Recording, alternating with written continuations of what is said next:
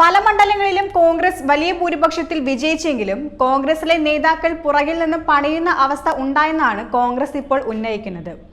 അതിലേറ്റവും പ്രധാനപ്പെട്ടത് തൃശൂർ തന്നെയാണ്.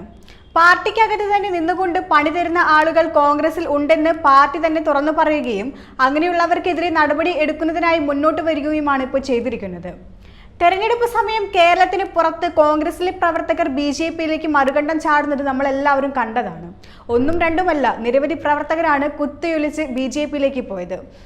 എന്നാൽ കേരളത്തിൽ അതിന്റെ അവസ്ഥ നേരെ വിപരീതമാണ്. പാർട്ടിക്കുള്ളിൽ നിന്നുകൊണ്ടാണ് BJP അനുകൂലമായി പ്രവർത്തിക്കുന്നത്.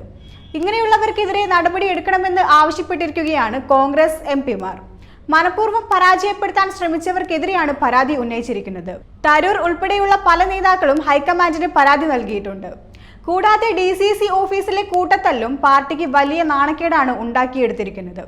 തിരുവനന്തപുരം DCC അധ്യക്ഷൻ പാലോട് രവിയെ പ്രതിസ്ഥാനത്ത് നിർത്തിയാണ് ശശി തരൂരിന്റെ ഈ പരാമർശം.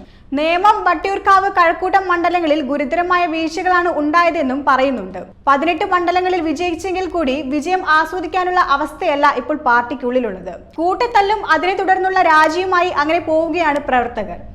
ലോക്സഭയിലേക്ക് മത്സരിക്കാൻ താൻ ഇനി ഇല്ല എന്നുള്ള തരത്തിലുള്ള സൂചനയും തരൂർ നൽകുന്നുണ്ട്.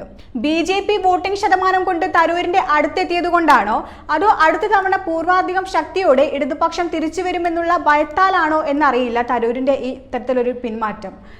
വോട്ടെടുപ്പിന് ശേഷം KPCC വിളിച്ച യോഗത്തിൽ സംഘടനാപരമായ വീഴ്ചകളെക്കുറിച്ചും പരാതികൾ ഉയർന്നു വന്നിട്ടുണ്ട്. 200 ബൂത്തിൽ ഏജന്റുമാരെ പോലും വെച്ചില്ലായിരുന്നു എന്നാണ് തരൂരിന്റെ പരാതി. K മുരളീധരനും ഇതേ കാര്യം തന്നെയാണ് ആവർത്തിച്ചത്. ഇതിനിടയിൽ കളിച്ചവരെ കൃത്യമായി അറിയാമെന്നും പറയുകയുണ്ടായി.